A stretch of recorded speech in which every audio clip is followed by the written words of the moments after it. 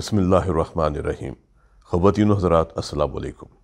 मुझे कुछ दोस्तों ने कहा कि आप दिल की शरियानों के हवाले से बहुत गुफ्तगू करते हैं, एंजाइना और हार्ट अटैक के हवाले से बहुत बातें करते हैं। कभी कोई प्रोग्राम करें वेल्व्स के हवाले से, जिनके वेल्व तब्दील कर दिए जाते हैं, ख़ास तौर पे एओर्टिक वेल्व, क्योंकि लोग इसके बारे में बहुत कंसर्न होते हैं कि हमारा एओर्टिक वेल्व तब्दील कर दिया गया है और अब हमें क्या एहतियात करनी चाहिए। पहले तो ये आपको समझना चाहिए कि वेल्व होता क्या है। अक्सर लोग हमारे पास आते हैं और कहते हैं कि मेरे 3 वेल्व्स बंद हैं और मुझे एमरजेंसी बाईपास ऑपरेशन का कहा गया है। ये वेल्व्स नहीं होते, ये आर्टरीज होती हैं। अगर आप गौर से इस दिल के मॉडल को देखें तो इसमें आपको सुर्ख रंग की नालियाँ नज़र आएंगी और नीले रंग की नालियाँ नज़र आएंगी। ये सुर्ख रंग की नालियाँ ये आर्टरीज होती हैं जो दिल के पट्टों को साफ़ खून पहुंचाती हैं, ताकत से भरपूर, तवानाई से भरपूर खून पहुंचाती हैं दिल के पट्टों को। जब दिल के पट्टों को खून मिलता है, दिल में ताकत आती है और दिल धड़कता है, और ये अमल सारी ज़िंदगी चलता रहता है। 24 घंटे में एक सेहतमंद इंसान का दिल 1 लाख मरतबा धड़कता है कम अज़ कम। अल्लाह का कितना बड़ा शाहकार। ये वेल्व्स नहीं होते जिनका बाईपास ऑपरेशन किया जाता है, बल्कि ये सुर्ख नालियाँ होती हैं जिनका बाईपास ऑपरेशन किया जाता है। और एक बात ये भी जहन में रखें, इन नालियों की तंगी की बहुत बड़ी वजह है आपकी आदत, आपकी खुराक, आपकी तंबाकू नोशी, आपके अल्कोहल का इस्तेमाल। आप जो अल्कोहल इस्तेमाल करते हैं, या अगर आपकी शुगर है, आपकी शुगर कंट्रोल में नहीं है, अगर आपका ब्लड प्रेशर हाई है और वो कंट्रोल में नहीं है, अगर आपके खून में चिकनाइयाँ बहुत ज़्यादा हैं, बुरे कोलेस्ट्रॉल की ज़्यादती है, अच्छे कोलेस्ट्रॉल की कमी है, या इनका बाहमी तनासुब 5 से ज़्यादा है, तो फिर ये चिकनाइयाँ आपके खून की नालियों में जमा होकर इन नालियों की तंगी का सबब बन सकती हैं। अगर हम अपनी आदत को तब्दील कर लें, तंबाकू नोशी बंद कर दें, अल्कोहल का इस्तेमाल बंद कर दें, शुगर कंट्रोल करें, बीपी कंट्रोल करें, या वज़न कंट्रोल करें, अपने आप को कूल काम करें, गुस्सा बहुत ज़्यादा ना करें, लाइफस्टाइल तब्दील कर लें, रोज़ाना अच्छे मौसम में क़ुव्वत बर्दाश्त के मुताबिक सैर करें, हल्की वर्जिश करें जिस तरह डॉक्टर्स आपको बताते हैं, और दवाओं की पाबंदी करें, तो इन नालियों का इलाज हो सकता है बग़ैर एंजियोप्लास्टी के, बग़ैर बाईपास के, बग़ैर स्टेंट डाले। और बहुत कम लोग ऐसे होते हैं जिनको वाकई ज़रूरत होती है बाईपास ऑपरेशन या एंजियोप्लास्टी की। लेकिन अगर वेल्व्स ख़राब होते हैं तो फिर उनका इलाज मुख्तलिफ़ अंदाज में किया जाता है। आप ये बात जहन में रखें कि ये वेल्व्स नहीं हैं, ये आर्टरीज़ हैं, ये खून की नालियाँ हैं जो साफ़ खून दिल के पट्टों को पहुँचाती हैं। वेल्व्स होते हैं दिल के अंदर। ये 4 वेल्व्स होते हैं। एक होता है जो दाएं तरफ, जिसको हम कहते हैं ट्राइकस्पिड वेल्व। ट्राइकस्पिड का मतलब ये है 3 पर्दे। दूसरा वेल्व है पल्मोनरी वेल्व, इसके भी 3 पर्दे होते हैं और ये पल्मोनरी आर्टरी के अंदर लगा होता है। ये खून के बहाव को कंट्रोल करता है, वो खून जो फेफड़ों में जाता है। तीसरा वेल्व होता है माइट्रल वेल्व। ये दिल के बाएं ऊपर वाले और दिल के बाएं नीचे वाले हिस्से के दरमियान में होता है। इसके 2 पर्दे होते हैं, इसलिए इसे हम कहते हैं बाइकस्पिड वेल्व। और चौथा वेल्व होता है जिसे हम कहते हैं एओर्टिक वेल्व, जो एओर्टा नाली जहाँ से शुरू होती है लगा होता है और ये खून के बहाव को कंट्रोल करता है।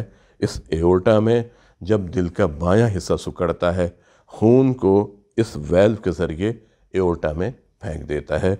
और इस वेल्व के भी 3 पर्दे होते हैं। कुछ बच्चे ऐसे होते हैं जब वो पैदा होते हैं तो उनके एओर्टिक वेल्व में बजाय 3 पर्दों के 2 पर्दे होते हैं। इसे हम कहते हैं बाइकस्पिड एओर्टिक वेल्व। اس پر ہمیں نگاہ رکھنی چاہیے۔ بائیکسپڈ ایورٹک ویلو عام طور پر ظاہر ہوتا ہے علامات کے ساتھ جب انسان بڑا ہو جاتا ہے، 20 سال، 30 سال، 40 سال، سانس پھولتا ہے، دھڑکن تیز ہوتی ہے۔ جب ہم چیک کرتے ہیں تو معلوم ہوتا ہے کہ ایورٹک ویلو کے 2 پردے ہیں، 3 پردے نہیں ہیں، اور یہ پیدائشی طور پر ہی موجود تھے۔ اگر ایورٹک ویلو بہت تنگ ہو جائے تو دل کے بائیں حصے کو بہت زور لگانا پڑتا ہے خون پمپ کرنے کے لیے، دل کا پٹھا موٹا ہو جاتا ہے۔ جب دل کا پٹھا موٹا ہوتا ہے تو پھر کچھ لوگوں میں چلنے کے دوران چھاتی میں درد شروع ہو جاتا ہے یا ان کا سانس پھولنا شروع ہو جاتا ہے، کیونکہ دل کے پٹھے کے موٹے ہونے کی وجہ سے یہاں پر خون پراپر جمع نہیں ہو سکتا، اور بیک پریشر زیادہ ہونے کی وجہ سے پھر ان کا سانس زیادہ خراب ہوتا ہے۔ اگر ایورٹک ویلو بہت زیادہ تنگ ہو جائے تو پھر لوگوں کو چکر آنے شروع ہو جاتے ہیں، یا کچھ لوگ بے ہوش بھی ہو سکتے ہیں، یا کچھ لوگوں میں دھڑکن کا مسئلہ بھی ہو سکتا ہے۔ یہ تو ہو گئی اس ویلو کی تنگی جسے ہم کہتے ہیں ایورٹک سٹینوسس۔ لیکن کچھ لوگوں میں یہ ویلو لیک بھی کر سکتا ہے۔ یہ ویلو پوری طرح بند نہیں ہوتا، جب بند نہیں ہوتا تو پھر خون آگے نہیں جاتا اور دل کو زیادہ زور لگانا پڑتا ہے۔ یہ عام طور پہ ہوتا ہے پاکستان میں، جس طرح میں نے کہا کہ ہمارے یہاں رومیٹک فیور بہت زیادہ ہوتا ہے، بچوں میں دل کے ویلوز خراب کرنے والا جوڑوں کا بخار جو گلے کی خرابی سے شروع ہوتا ہے اور دل کے ویلو خراب کرتا ہے۔ اس بخار کی وجہ سے مائٹرل ویلو بھی متاثر ہوتا ہے، ایورٹک ویلو بھی متاثر ہوتا ہے، اور جب پھیپھڑوں میں دباؤ زیادہ ہوتا ہے تو پھر ٹرائیکسپڈ ویلو بھی متاثر ہو سکتا ہے، بڑا ہو جاتا ہے، اور دل کے دائیں طرف ٹرائیکسپڈ ویلو بھی لیک کر سکتا ہے۔ آج ہم بات کر رہے ہیں ایورٹک ویلو کے حوالے سے۔ اگر ایورٹک ویلو بہت تنگ ہو جاتا ہے، میں نے آپ کو کہا کہ دل کے پٹھے کے موٹے ہونے کی وجہ سے چھاتی میں درد ہو سکتا ہے، سانس خراب ہو سکتا ہے، چکر آ سکتے ہیں، بے ہوشی ہو سکتی ہے، پھیپھڑوں کے اندر پانی آ سکتا ہے۔ ان علامات کا علاج ہم دواؤں سے کرتے ہیں۔ کچھ مریضوں میں ہم بغیر سرجری کے بھی ویلو کو ریپلیس کر سکتے ہیں، اسے ہم کہتے ہیں TAVR، trans catheter aortic valve replacement. اور اگر ایورٹک ویلو بہت زیادہ پیچیدگی کا شکار ہے تو اسے ہم سرجری کے ذریعے ریموو کر کے ریپلیس کر سکتے ہیں۔ اب ویلوز 2 طرح کے ہوتے ہیں، ایک میکینیکل ویلو ہوتا ہے اور ایک ٹیشو ویلو ہوتا ہے۔ کون سا ویلو آپ کے لیے بہتر ہوگا، میکینیکل ویلو یا ٹیشو ویلو؟ اس کا فیصلہ سرجن بہتر کر سکتے ہیں۔ آج کل پاکستان میں TAVR، trans catheter aortic valve replacement ہو رہی ہے، کامیابی سے ہو رہی ہے۔ اس میں مریض کو بے ہوش نہیں کرنا پڑتا، 1.5 گھنٹے کا یا 2 گھنٹے کا پروسیجر ہوتا ہے، اور اگر تمام حالات ٹھیک ہیں تو 48 گھنٹے کے اندر ہم مریض کو گھر بھیج دیتے ہیں۔ لیکن اگر اس ویلو کو سرجری کے ذریعے تبدیل کیا جائے تو پھر ایک پورا پروسیجر ہے، اوپن ہارٹ سرجری ہوتی ہے، مریض کو بے ہوش کیا جاتا ہے، اور جو پروسیجر اوپن ہارٹ سرجری میں کیا جاتا ہے وہ کر کے مریض کا ویلو ریپلیس کر دیتے ہیں۔ سرجیکل پروسیجر میں مریض کا ہسپتال میں قیام بھی زیادہ ہو سکتا ہے۔ ایک اور طریقہ بھی ہوتا ہے جس میں چھاتی کو کاٹا نہیں جاتا بلکہ ایک چھوٹے سوراخ کے ذریعے ویلو کو ریپلیس کیا جا سکتا ہے۔ جب آپ ویلو ریپلیس کروا کے گھر آ جاتے ہیں تو پھر آپ کی ذمہ داری بہت ہوتی ہے۔ شروع کے 4 سے 12 ہفتے آپ کے لیے بہت اہم ہوتے ہیں۔ آپ نے کوئی ایسا کام نہیں کرنا جس سے آپ کے کندھوں پر، آپ کی چھاتی پر بوجھ پڑے۔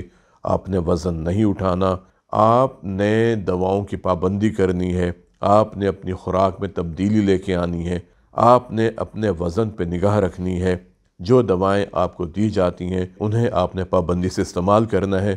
اگر آپ کو میکینیکل ویلو ڈالا گیا ہے تو پھر ایک دوائی دی جاتی ہے وارفرین سوڈیم، جو خون کو جمنے نہیں دیتی، کلاٹ بننے نہیں دیتی، کیونکہ اگر خدا نخواستہ کلاٹ بن گیا تو یہ جسم کے کسی بھی حصے میں جا کے پیچیدگی پیدا کر سکتا ہے، فالج پیدا کر سکتا ہے، ہارٹ اٹیک پیدا کر سکتا ہے، بینائی متاثر کر سکتا ہے، गुर्दों को ख़राब कर सकता है, टांगों को ख़राब कर सकता है। इस दवाई के इस्तेमाल के बाद ये देखने के लिए कि खून कितना गाढ़ा है या खून कितना पतला है, हम एक टेस्ट करवाते हैं और इसका नाम है INR। इसकी रेंज हम रिकमेंड करते हैं कि ये 2.5 से 3.5 के दरमियान रहनी चाहिए। अगर 2.5 से INR कम होगा, उसमें खून के जमने के इम्कानात ज़्यादा हैं, और अगर INR 3.5 से ज़्यादा होगा तो फिर खून पतला हो सकता है और अल्लाह न करे दिमाग में या किसी भी हिस्से में खून बह सकता है और इसकी वजह से पेचीदगी हो सकती है। वेल्व रिप्लेस करवाने के बाद शुरू के दिनों में हो सकता है कि आपको थकावट का एहसास हो, आपका सांस फूले, आपको कमज़ोरी का एहसास हो, लेकिन ये चीज़ें वक्त के साथ बेहतर होती चली जाएंगी।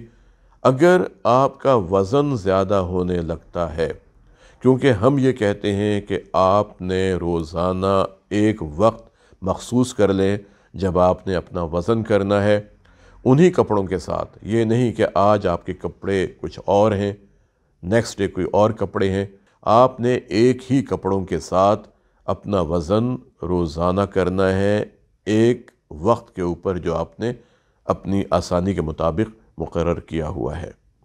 अगर आपका वज़न अचानक से बढ़ने लगता है, 1 से 1.5 किलो वज़न बढ़ गया है 2 या 3 दिन के अंदर, इसका मतलब ये है कि दिल में ख़राबी पैदा हो रही है और आपके जिस्म में पानी जमा हो रहा है, आपके फेफड़ों के अंदर पानी जमा हो सकता है, आपका सांस ख़राब हो सकता है।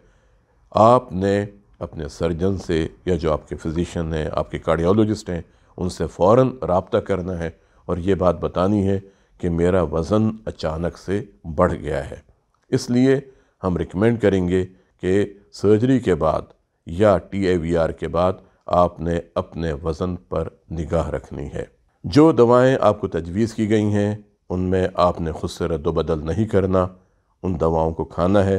अगर आपको एंटीबायोटिक्स दी गई हैं और आप बेहतर महसूस करना शुरू कर देते हैं, आपने इनको रोकना नहीं है।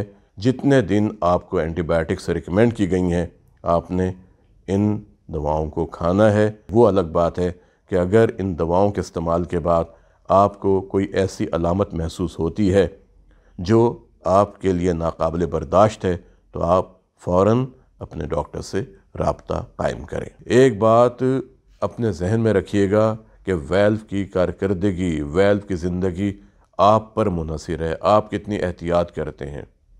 अगर आप दवाई का इस्तेमाल पाबंदी से करते हैं, अपनी ख़ुराक को सादा रखते हैं, वज़न नहीं बढ़ने देते, तंबाकू नोशी नहीं करते, अल्कोहल का इस्तेमाल नहीं करते, अगर आपकी शुगर कंट्रोल है, आपका ब्लड प्रेशर कंट्रोल है, आपका वज़न कंट्रोल है, आप गुस्सा नहीं करते, तो आपके वेल्व्स, मैकेनिकल वेल्व ख़ास तौर पे 25 साल से भी ज़्यादा चल सकता है, जबकि टिशू वेल्व की ज़िंदगी आमतौर पे 10 से 20 साल होती है। आज के लिए इतना ही।